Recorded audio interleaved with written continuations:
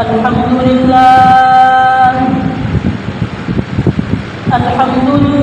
نحمده ونستعينه ونستغفره ونؤمن به ونتوكل عليه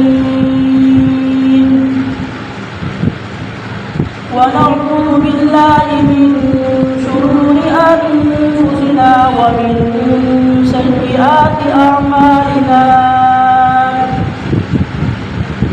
من يهده الله فلا مضل له ومن يضلله فلا هادي له ونشهد أن لا إله إلا الله وحده لا شريك له ونشهد أن سيدنا ومولانا محمدا عبده ورسوله صلى الله تبارك وتعالى عليه وعلى آله وأصحابه وبارك وسلم تسليما كثيرا أما بعد فأعوذ بالله من الشيطان الرجيم بسم الله الرحمن الرحيم ولا تحسبن الذين قتلوا في سبيل الله أمواتا بل أحياء عند ربهم يرزقون قال النبي صلى الله عليه وسلم الحسن والحسين سيدا شباب أهل الجنة وقال رسول الله صلى الله عليه وسلم إن الحسن والحسين كلاهما ريحانتاي من الجنة إنما الفاطمة بضعة مني فمن آذاها فقد آذاني أو كما قال صلى الله عليه وسلم صدق الله العظيم وصدق رسوله النبي الكريم ونحن على ذلك لمن الشاهدين والشاكرين الحمد لله رب العالمين. ثواب کے لیے سے درود پاک پڑھیں. اللهم صل على محمد وعلى آل محمد كما صليت على إبراهيم وعلى آل إبراهيم إنك حميد مجيد. اللهم بارك على محمد وعلى آل محمد كما باركت على إبراهيم وعلى آل إبراهيم إنك حميد مجيد.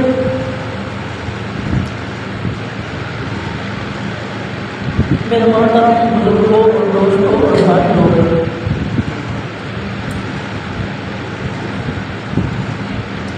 آج کے اس مختصر خطبہ کے اندر آپ حضرات کے سامنے عاشوراء کے دن کی اور ماہ محرم کی مختصر فضیلت اور آپ صلی اللہ علیہ وسلم کے شہزادوں حسنین کریمین کے مختصر فضائل اور مناقب بیان کرنے ہیں. دعا ہے رب کریم سے کہ اللہ تبارک و تعالی حق سچ کہنے کی توفیق عطا فرمائے، پھر اس کو سمجھ کر ہم سب کو اس پر عمل کرنے کی توفیق عطا فرمائے. میرے بھائیوں، اللہ تبارک و تعالی نے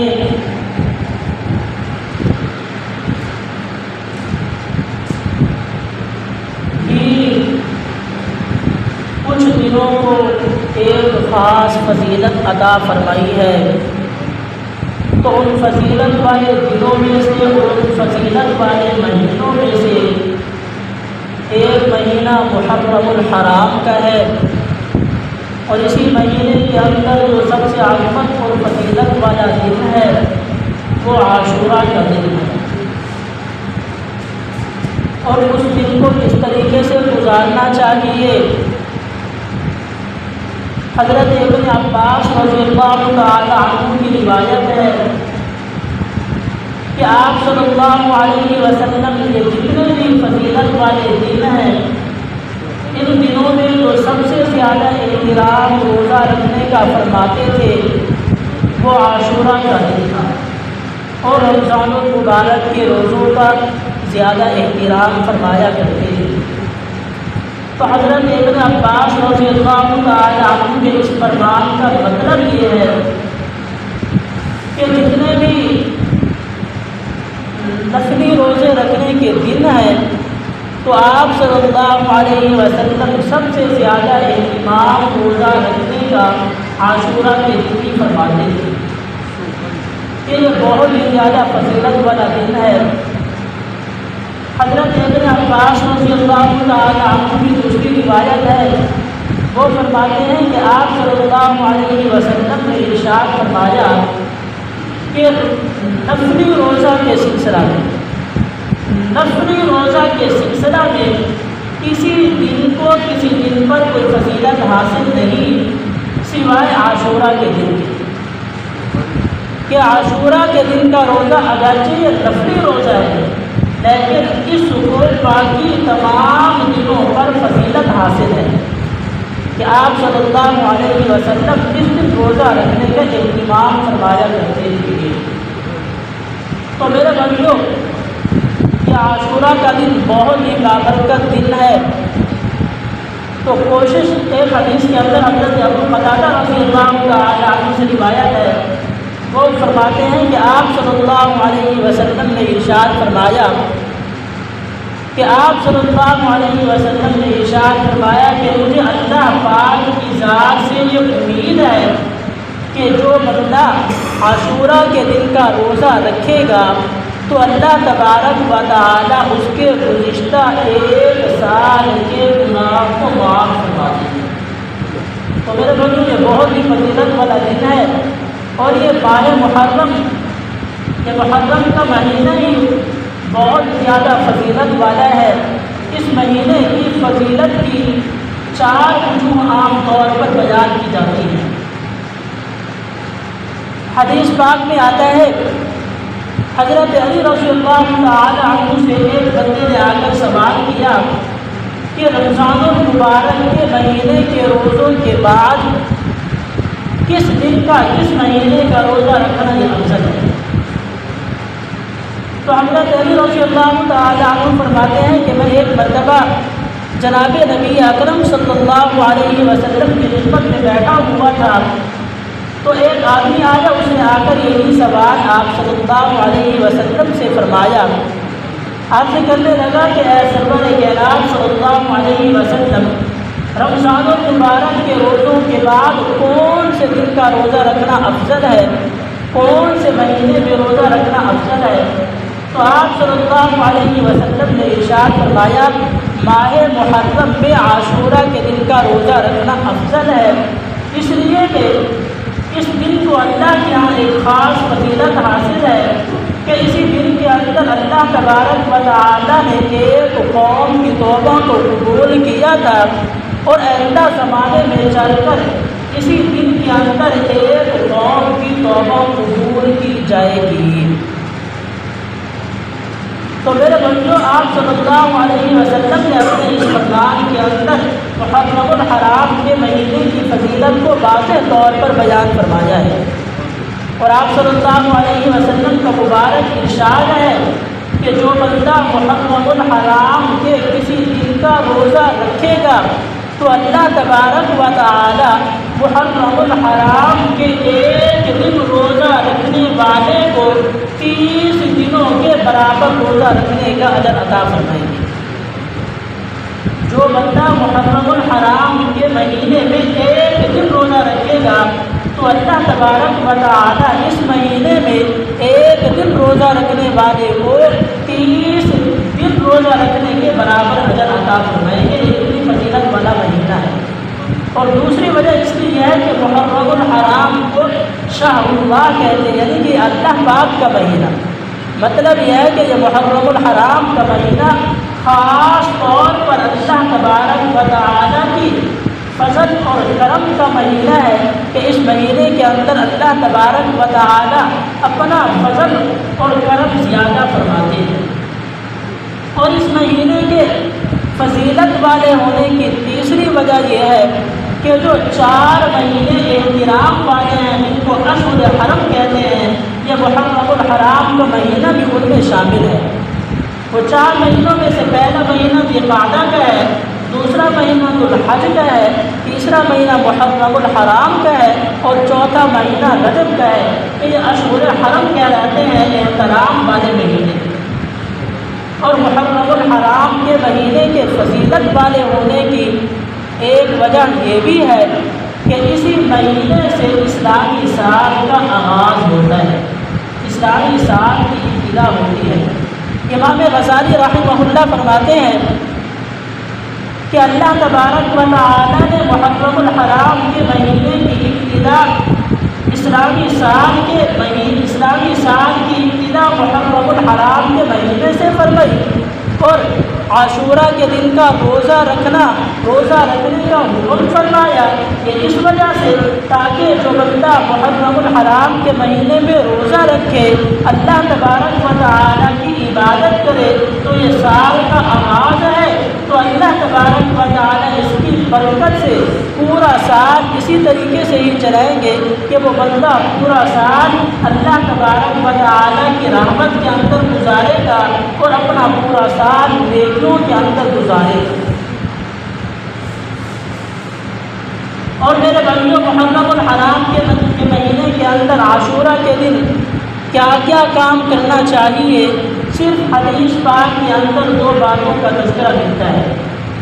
ایک یہ کہ یہ فضیلت والا دن عاشورہ کے دن روزہ رکھنا چاہیے، اور آپ صلی اللہ علیہ وسلم نے ارشاد فرمایا کہ یہود و نصارہ اور مشرکین اور کافروں کی مشابہت سے بچنا چاہیے۔ ایسے کام نہیں کرنے چاہیے کہ جن کی مشابہت یہود و نصارہ اور مشرکین اور کافروں کے ساتھ ہوتی ہو۔ تو اس لیے محرم الحرام کے مہینے کے اندر عاشورہ کے دن کے روزے کے ساتھ یا 9 محرم کے روزے کو ملا لیا جائے یا 10 محرم الحرام کے روزے کو ملا لیا جائے۔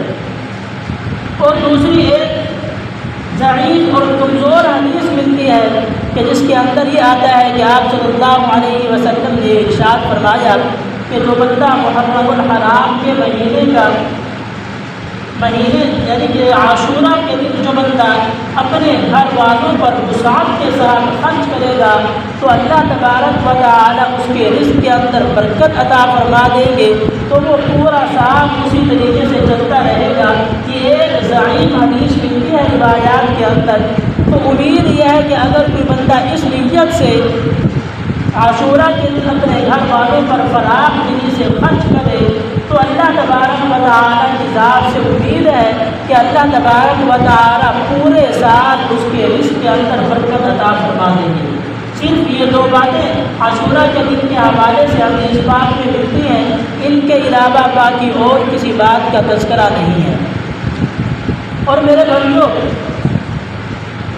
اسی محرم الحرام کے مہینے کی 10 تاریخ کو آپ صلی اللہ علیہ وسلم کے پیارے اور لاڈلے نواسا سیدنا حسین رضی اللہ تعالی عنہ نے کربلا کے میدان کے اندر اپنے خاندان کے ساتھ اپنے نانا کے دین کو بچانے کے لیے اپنی قربانی پیش کی۔ تو میرے بھائیوں،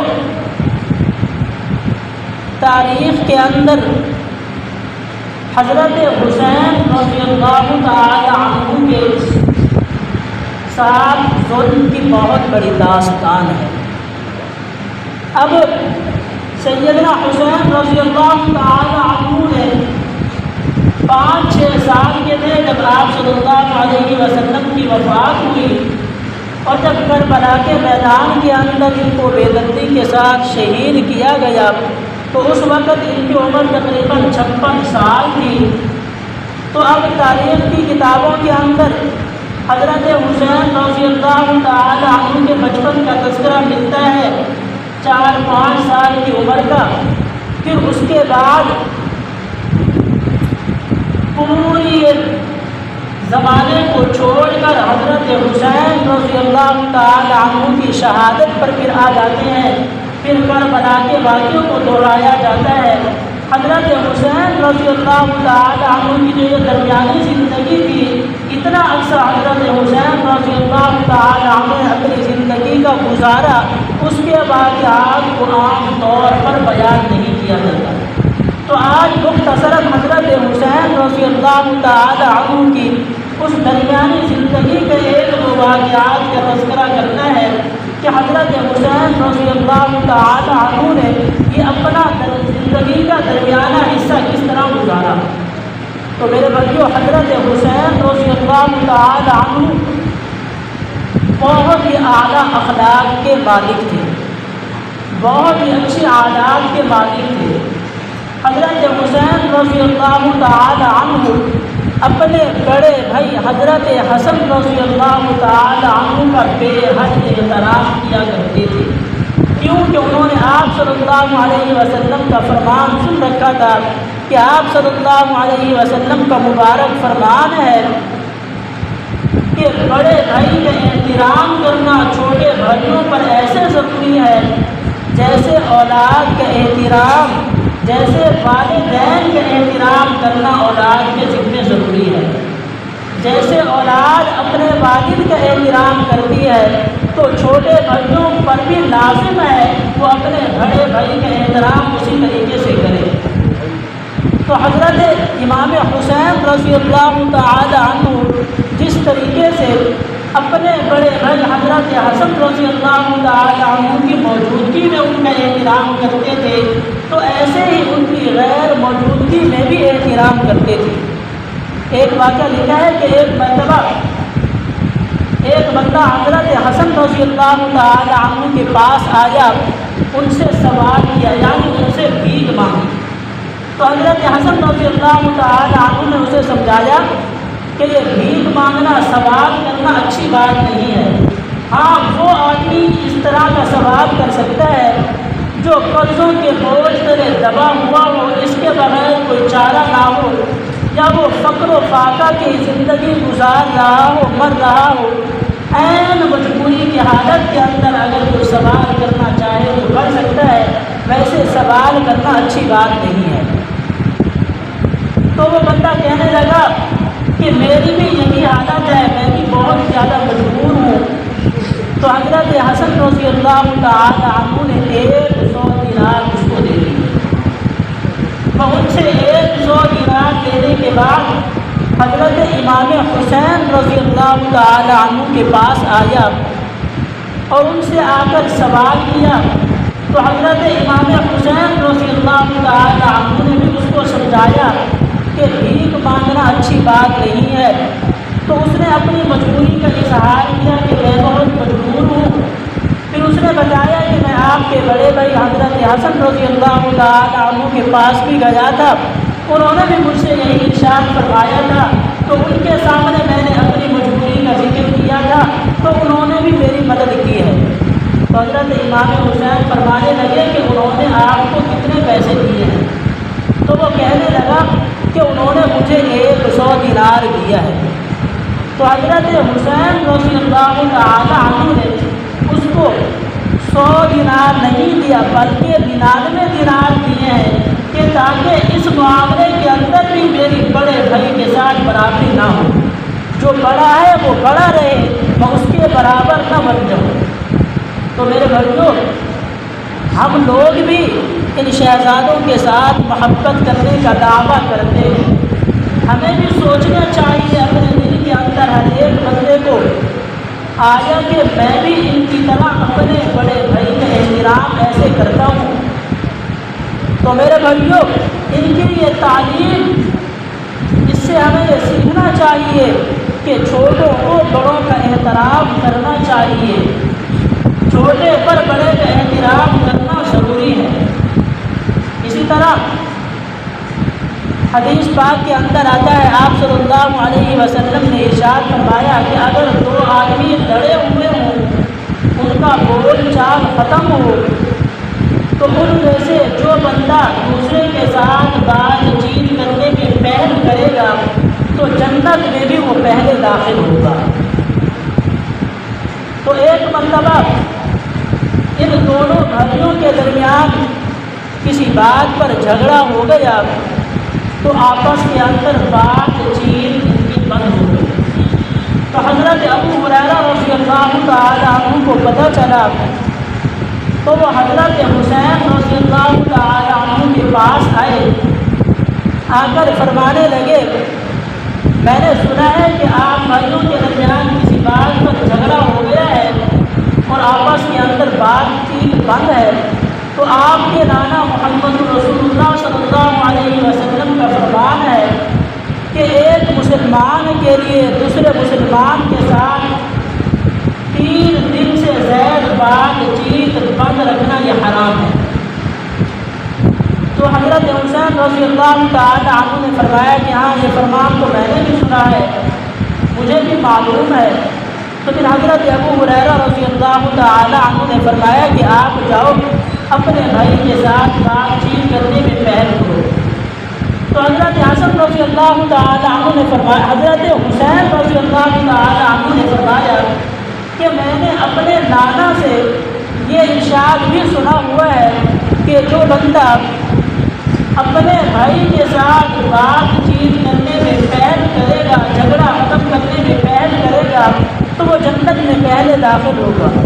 اگر میں نے اپنے بھائی کے ساتھ بات چیت کرنے میں پہل کر لی تو جنت میں داخل پہلے میں ہوں گا، وہ مجھ سے بڑے ہیں۔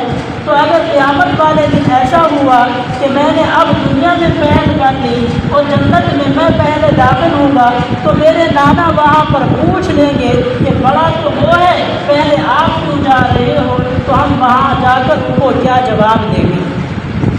تو حضرت ابو ہریرہ رضی اللہ تعالی عنہ نے فرمایا کہ آپ کی بات ٹھیک ہے۔ پھر وہ حضرت حسن رضی اللہ تعالی عنہ کے پاس گئے، ان سے جا کر یہی ارشاد فرمایا۔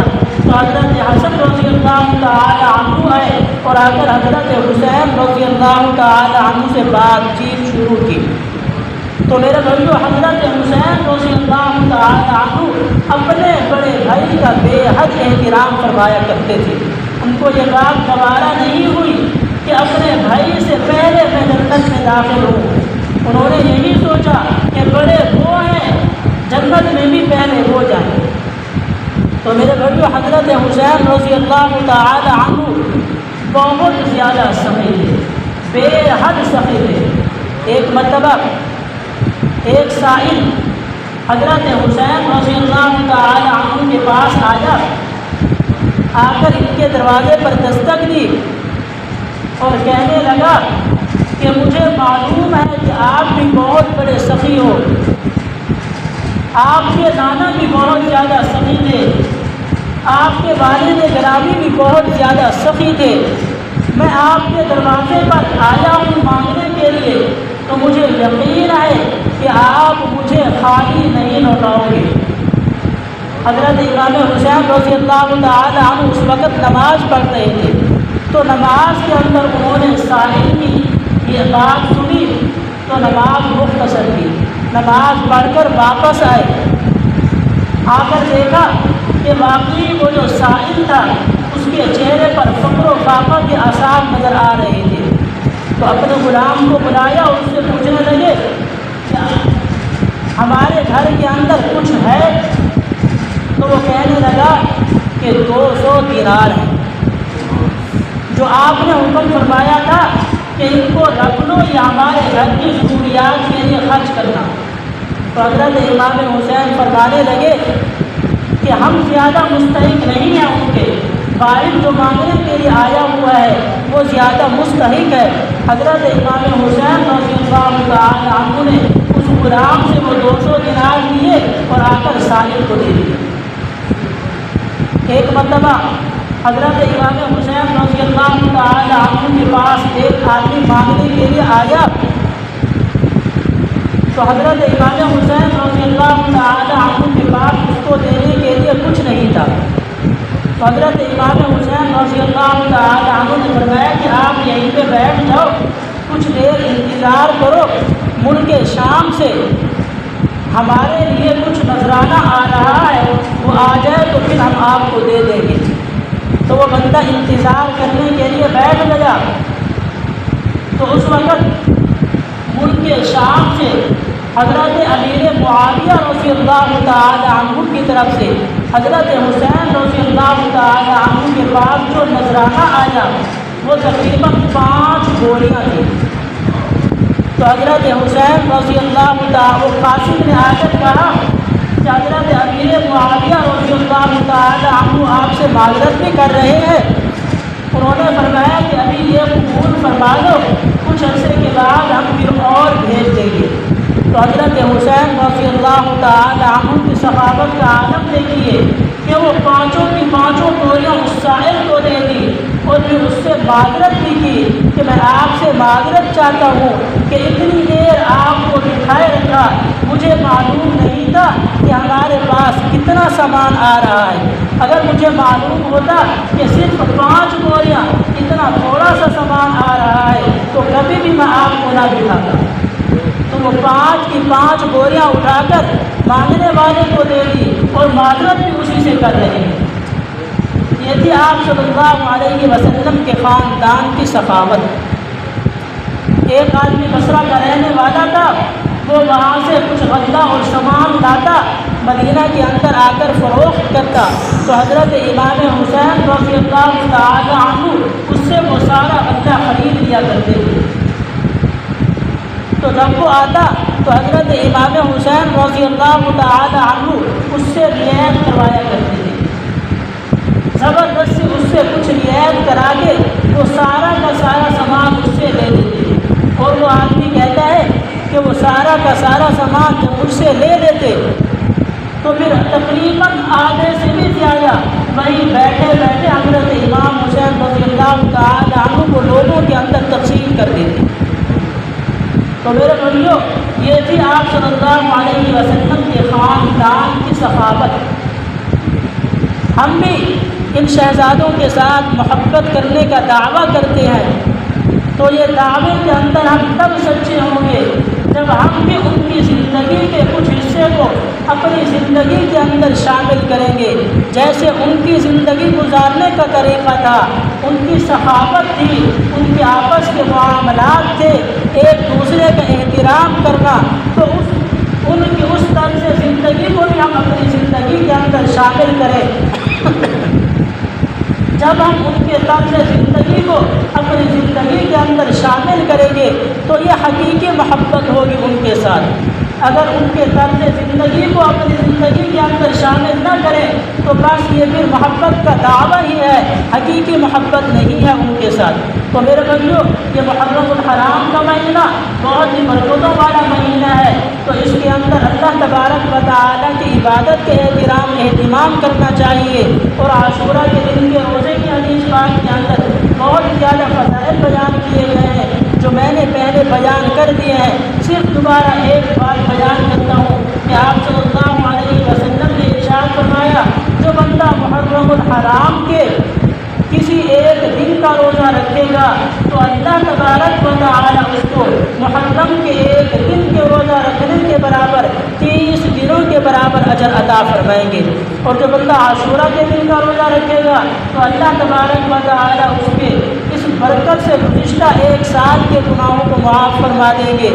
تو میرے بھائیوں، آپ صلی اللہ علیہ وسلم نے ارشاد فرمایا تھا اپنی زندگی کے اندر کہ یہود کی مشابہت سے بچتے ہوئے محرم کے عاشورہ کے دن کے روزے کے ساتھ ہم 9 محرم کو روزے کو ملائیں گے یا 11 محرم الحرام کے روزے کو ملائیں گے۔ تو اس کے بعد آپ صلی اللہ علیہ وسلم کی زندگی نہ رہی، آپ صلی اللہ علیہ وسلم دنیا سے چلے گئے، تو آپ صلی اللہ علیہ وسلم کی اس خواہش کو سامنے رکھتے ہوئے صحابہ کرام محرم الحرام کے مہینے میں 2 روزے رکھتے تھے، 10 کے ساتھ 9 کا ملاتے تھے یا 11 کا ملاتے تھے۔ تو ہمیں بھی ایسے کرنا چاہیے، محرم الحرام کے مہینے کے اندر 10 محرم کا بھی روزہ رکھنا چاہیے، اس کے ساتھ 9 کا یا 11 کا ملانا چاہیے۔ یہ مختصراً محرم الحرام کی فضیلت اور آپ صلی اللہ علیہ وسلم کے شہزادوں کی فضیلت بیان کی ہے۔ تو آئے رب کریم سے اللہ تبارک و تعالی اپنی بارگاہ کے اندر قبول فرمائے، ہم سب کو اس پر عمل کرنے کی توفیق عطا فرمائے، آمین۔ وآخر دعوانا الحمدللہ رب العالمین۔ سنتیں پڑھیں۔